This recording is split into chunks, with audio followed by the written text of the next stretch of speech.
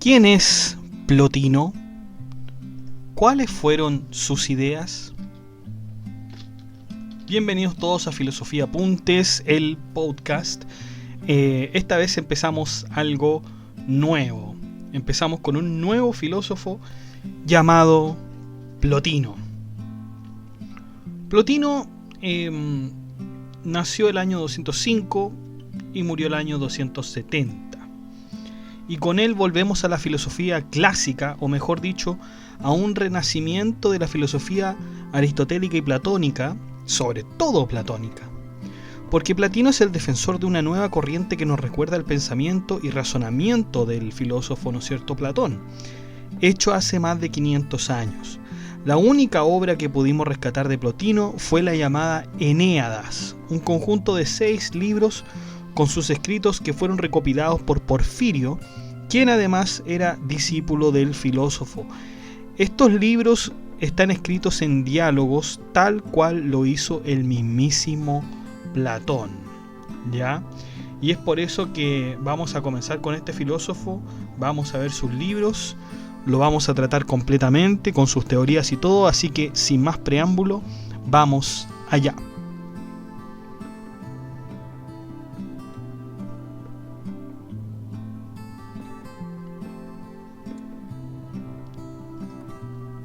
Bueno, como habíamos dicho, Plotino nació el año 205 después de Cristo en la parte izquierda del río Nilo, en la ciudad de Licópolis, que es la actual Asiut.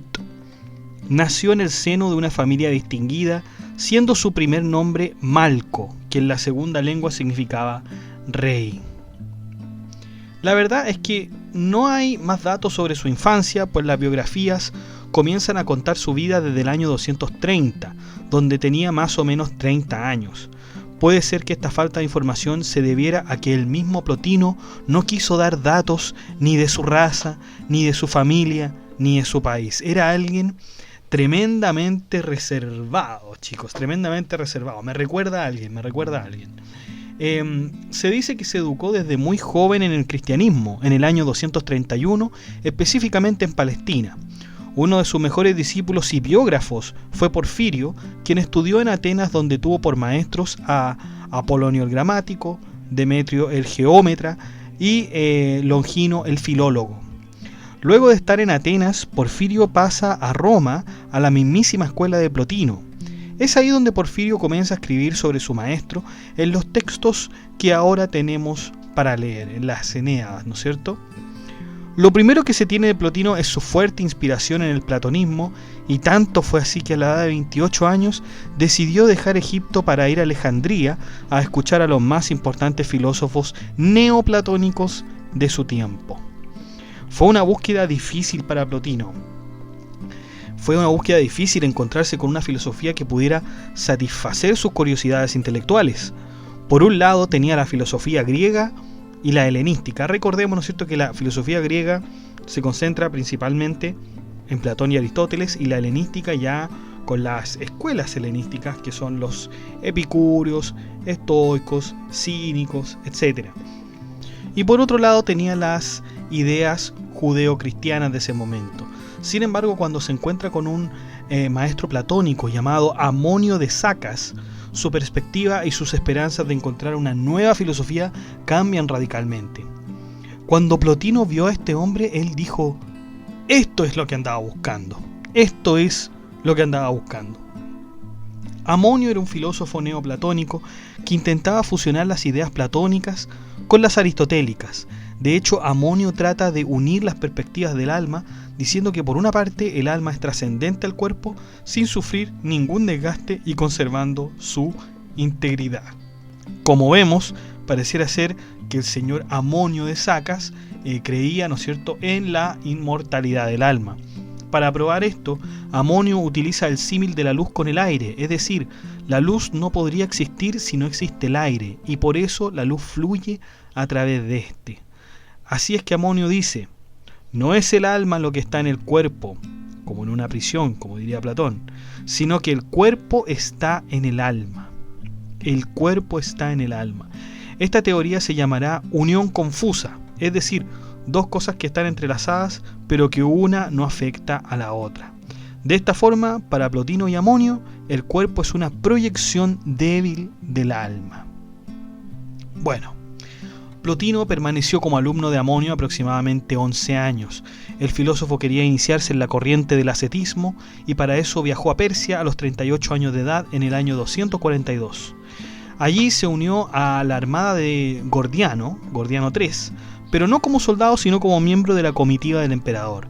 Lamentablemente, un año después las tropas imperiales no pudieron detener el asesinato del emperador Gordiano por las tropas de su enemigo Filipo, por lo que Plotino quedó asolado en una tierra hostil. No obstante, Plotino se salvó por un muy estrecho margen al devolverse a Antoquia, que era el lugar conquistado por el ex emperador Gordiano.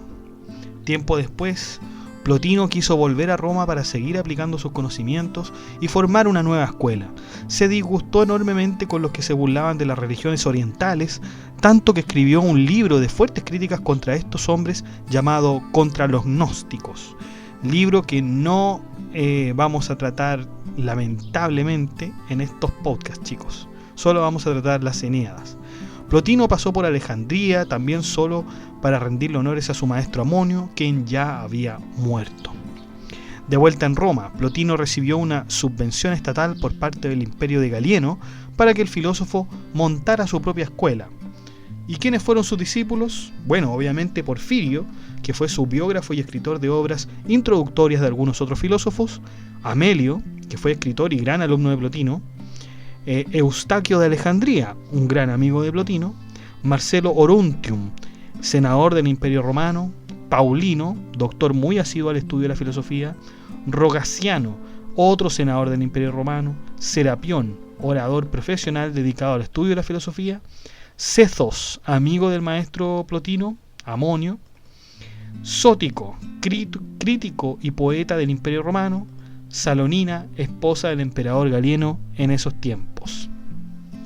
Las clases de Plotino eran gratis y de entrada libre, donde se podían encontrar a varios ciudadanos con posturas distintas, incluso con posturas contrarias a las de Plotino.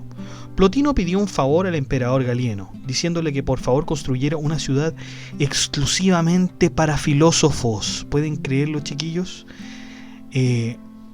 Crear una ciudad exclusivamente para filósofos, el sueño, ¿no es cierto?, quizás de muchos filósofos, donde gobernarían por medio de las enseñanzas de la República de Platón. Ese era el plan, ¿no es cierto?, de Plotino, crear una ciudad exclusivamente de filósofos gobernando con la República de Platón.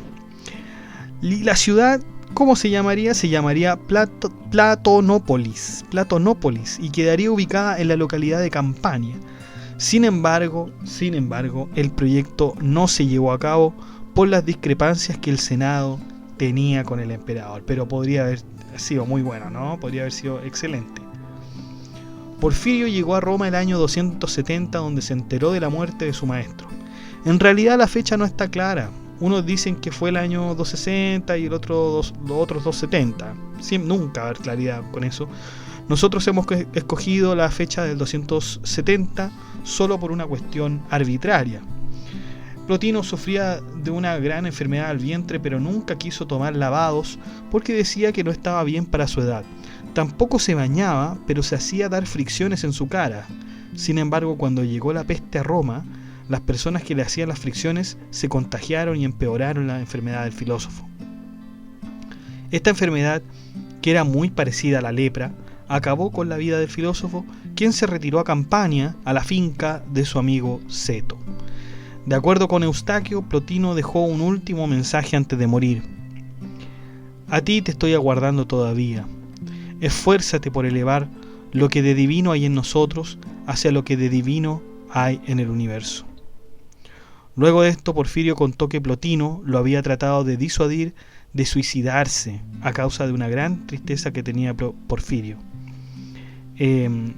Después de esto, los dos amigos inseparables se habrían separado el año 268 después de Cristo. Parece que Plotino también tenía algo de estoico al sugerir, ¿no es cierto?, a su amigo que se suicidara, ¿no? Su legado. Bueno, las Eneadas, que era su gran obra, será su legado máximo a todos los pensadores religiosos y sobre todo para San Agustín será un legado tremendo. De hecho, de este autor es que San Agustín descubre que todo mal es ausencia de bien. No obstante, para Plotino el mal existe en sí, como también existe como accidente. Entre San Agustín y Plotino la diferencia la podemos encontrar en el concepto de ser y posesión. Por ejemplo, en el concepto de mal para Plotino, la carne es el mal. La carne es el mal. Pero para San Agustín, la carne posee el mal. Posee el mal. Por lo tanto, Plotino considera el mal como una sustancia, como algo independiente, mientras que San Agustín considera el mal como ausencia total de bien. ¿Ya? ¿Qué más sabemos de este filósofo, Plotino? Bueno, su personalidad.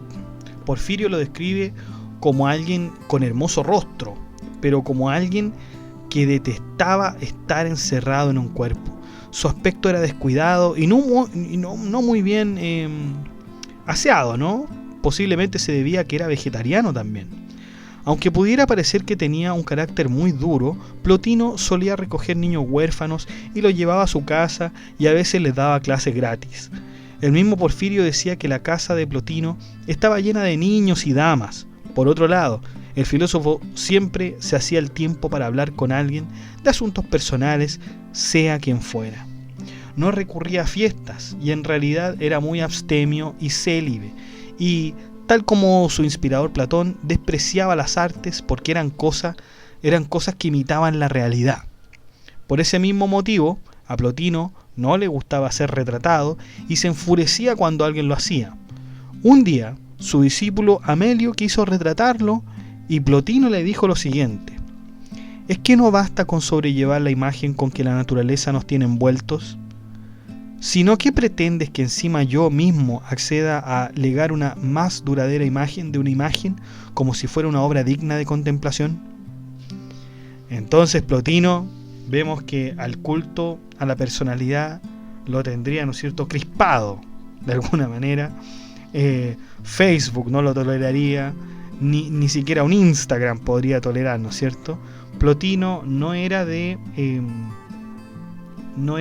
dejarse retratar, pero existen retratos de Plotino, al menos en estatuas. Está la cara de Plotino, si usted la puede buscar en Google la va a encontrar. Y hay algunas, obviamente algunos retratos que tratan, ¿no es cierto?, de rescatar la esencia y de cómo se vería Plotino, cómo se vio Plotino en esos tiempos. Pero fíjense, o sea, llevaba esta característica, ¿no es cierto?, de no dejarse retratar. Llevaba esto de Platón, ¿no es cierto?, de esto de no querer las artes y decirle a sus discípulos: hey, no les basta con mi cara, por decirlo de alguna manera, no les basta con tenerme en su cerebro como imagen, que tienen que encima grabar una imagen para la posteridad. Por lo tanto, el mundo de las imágenes, ¿no es cierto?, ese mundo de la caverna que está donde uno comienza, ¿no? Es un mundo que a Plotino le disgustaba y en la realidad le disgustaba también. Después de esto, Amelio conversó con su amigo pintor Cartelio y lo invitó a los cursos de Plotino para que recordara su rostro y lo dibujara. Cartelio terminó el dibujo, se lo pasó a Amelio y este último le hizo los últimos retoques sin que Plotino se diera cuenta jamás. Quizás de ahí nos pueden venir las imágenes de Plotino y las esculturas, ¿no? La escultura. Tuvieron que hacerlo, ¿no es cierto?, a escondidas. Nunca leía 2 veces lo que escribía, por lo que sus escritos nunca tuvieron alguna corrección por parte de él. En todo caso, esto se debía a la visibilidad débil que tenía Plotino para leer, pues le era muy complicado. Porfirio, de hecho, no tenía ni el más mínimo cuidado por la ortografía, porque solo se preocupaba del sentido. Vemos acá entonces, chiquillos, un verdadero platónico, ¿eh? Un verdadero platónico. O sea, si yo no me doy cuenta ni siquiera de cómo escribo, sino que a mí me importa el sentido, lo que se entienda, entonces está muy bien, ¿no? O sea, eso es lo que buscaba Plotino, no buscaba lo accidental. no buscaba lo accidental, tenía un fuerte compromiso con el platonismo, es increíble. Tampoco creía en la astrología y la magia, porque estas cosas solo se dedican al examen del cuerpo y el temperamento, cosas que detestaba profundamente. Le ocurrió una anécdota a Plotino. Olimpo de Alejandría quiso arremeter contra el filósofo por medio de un hechizo, ¿no es cierto? Pero este se volvió contra él, porque el mismo Plotino tenía un alma tan superior que nada podía acabar con él. Olimpio nunca más lo volvió a molestar. ¿Se fijan? Tenía un alma tan limpia, tan superior, digamos, esto mismo de las imágenes, ¿no es cierto? Era alguien tan pulcro Plotino, que en pulcro me refiero al alma, ¿no es cierto? Que ni siquiera cuando le hicieron un hechizo, pudo hacer algo. Otra anécdota es cuando un sacerdote egipcio trató de impresionar a Plotino haciéndole mostrar un demon tutelar, es decir, un ángel. Pero lo que se manifestó al sacerdote no fue un demon, sino que un dios. El sacerdote felicitó a Plotino por tener a un dios de su lado. Estas eran las anécdotas de Plotino. Como les dije, la única obra que nos ha llegado de Plotino es la Enéada, o las 6 Enéadas, o las Enéadas, que fue un conjunto de libros recopilados por Porfirio con la intención de salvar todos los escritos del filósofo. La palabra Enéada significa los 9 en griego antiguo, aunque esta palabra es tomada del egipcio. En la antigüedad servía para designar a 9 dioses de la Heliópolis, la cual era una cosmogonía egipcia: Osiris, Atum, Su, Tefnut, Nut, Geb, Isis, Neftis y Set. Estas obras tienen la influencia de los últimos filósofos de su tiempo, teniendo mucho más énfasis en Platón, Aristóteles, Ptolomeo, Zenón de Sitio, etc. Las Enéadas, que son los libros que los vamos a ver acá en los podcasts y que están en el blog, chiquillos, así que si quieren acceder a esta información escrita, usted ya sabe lo que tiene que hacer. Tiene que ingresar a la descripción del video y ahí va a estar el blog. Las Enéadas, se dividen en 6 libros. El primero es el del bien y el mal, el segundo es el movimiento y la materia, el tercero es la providencia, el cuarto es el alma, el quinto la inteligencia y el 6 el uno. El uno, chicos, recordemos bien esto, por favor, el uno.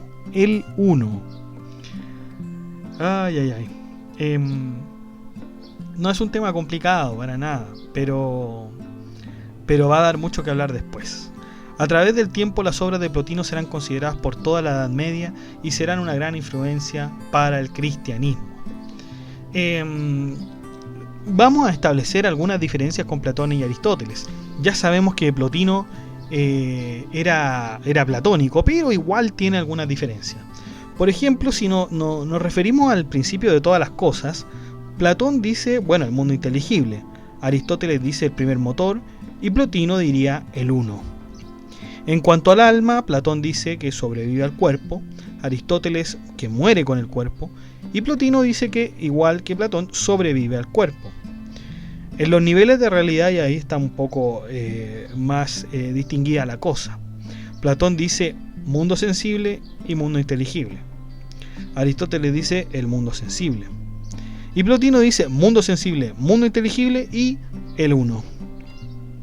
De forma general, Plotino estaba mucho más de acuerdo, obviamente, con Platón que con Aristóteles. Tenemos aquí entonces, chicos, a un filósofo de tal prestigio que siguió una alternativa a los cambios, a los caminos planteados por Platón y Aristóteles, más sujeto al primero que al segundo. De aquí se emprende un gran camino, desde el platonismo hasta la era cristiana, que juntas establecerán un paradigma común. También vemos a un filósofo consecuente con su modo de pensar, como pudimos ver en el apartado de su personalidad. No podía aguantar el mundo de las imágenes, los retratos, el arte en general, porque no era el camino para conocer lo auténtico. Sin más entonces, chiquillos, esta ha sido la biografía, ¿no es cierto?, una breve biografía de Plotino, y vamos en lo sucesivo a comenzar con su primer libro, ¿no es cierto?, de las Enéadas, que trata sobre el bien y el mal.